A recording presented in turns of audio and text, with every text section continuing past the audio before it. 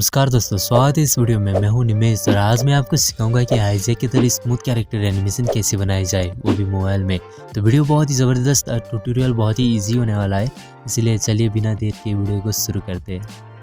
सबसे पहले स्टार्ट करते हैं पार्ट 1 से, क्रिएटिंग अ कैरेक्टर। तो आपको ओपन करना है पिक्सआर्ट और प्लस वाले आइकन में क्लिक करके ब्लैंक वाला बैकग्राउंड को चूज करना है। उसके बाद आपको कोई सा भी कैरेक्टर ऐड कर देना है। तो कैरेक्टर आप गूगल या इमेज डाउनलोडर कहीं से भी इजीली ढूंढ सकते हो। और थोड़ा सा आपको आसान करने के लिए मैंने 2-4 कैरेक्टर पीएनजी नीचे डिस्क्रिप्शन में दे दिया है, आप उधर से भी डाउनलोड कर ही सकते हो।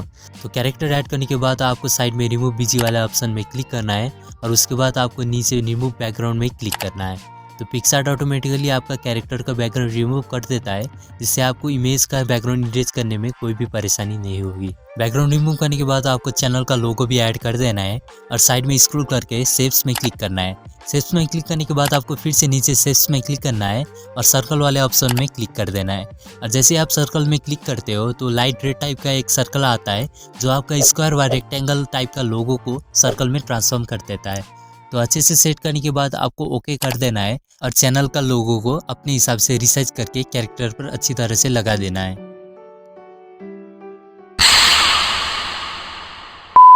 तो जैसे ही आपका कैरेक्टर रेडी हो जाता है तो आपको उसको सेव कर देना है और बस पार्ट 1 खत्म। तो अब बढ़ते हैं पार्ट 2 की तरफ, गिविंग एनिमेशन। तो इसके लिए आपको ओपन करना पड़ेगा अलाइट मोशन और जैसे ही आप अलाइट मोशन ओपन करते हो आपको प्लस वाले आइकन में क्लिक करके एक न्यू प्रोजेक्ट क्रिएट करना पड़ेगा और जो भी अभी आपने बनाया हुआ न्यू पर्सनल कैरेक्टर था उसको इधर ऐड कर देना है। ऐड करने के बाद आपको जाना है मूव एंड ट्रांसफर में और की फ्रेम ऐड कर देना है। लेकिन की फ्रेम ऐड करने से पहले मैं आपको एक की फ्रेम का सिंपल सा फंडा समझा देता हूँ, जिससे आपको कैरेक्टर एनिमेट करने में और भी आसान हो। तो मैंने लिया एक सर्कल शेप और फर्स्ट की फ्रेम ऐड किया, जिसको हम जानेंगे पॉइंट ए के नाम से। तो पॉइंट ए का मतलब होता है स्टार्टिंग एनिमेशन की फ्रेम, मतलब एनिमेशन का स्टार्टिंग पोजीशन। तो आप इसको अपनी इच्छा अनुसार कहीं पर भी रख सकते हैं। और फिर मैंने कुछ सेकंड के गैप पर फिर से एक की फ्रेम ऐड किया, जिसको हम जानेंगे पॉइंट बी के नाम से।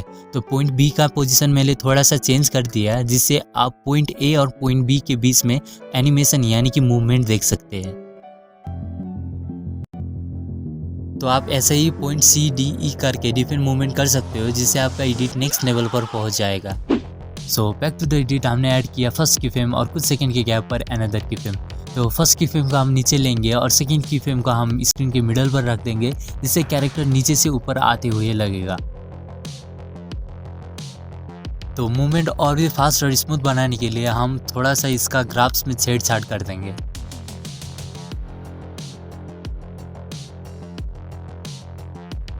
और थोड़ा सा मूवमेंट को यूनिक बनाने के लिए हम ऐड करेंगे स्विंग और ओसिलेट इफेक्ट, जो आप इजीली ऊपर सर्च करके ढूंढ सकते हो। तो आपको स्क्रीन में दिया गया सेटिंग को अप्लाई करना है और बस रिजल्ट देखना है।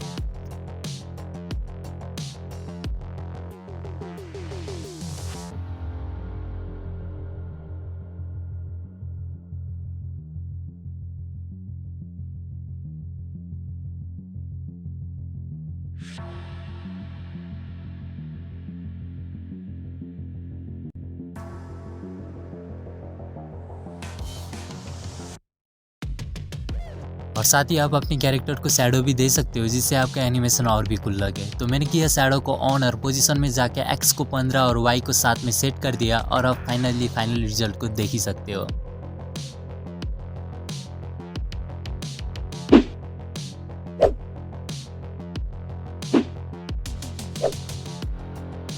तो ऐसे ही आप डिफरेंट कैरेक्टर को 2D एनिमेशन दे सकते हैं, जिससे आपका एडिट सेम हाईजैक की तरह लगेगा, I mean a little bit. तो वीडियो आपको कैसा लगा? अगर पसंद आए तो लाइक ज़रूर कर देना और ऐसे ही वायरल एडिट सीखने के लिए चैनल को सब्सक्राइब कर देना। मिलते हैं दूसरे वीडियो में, धन्यवाद।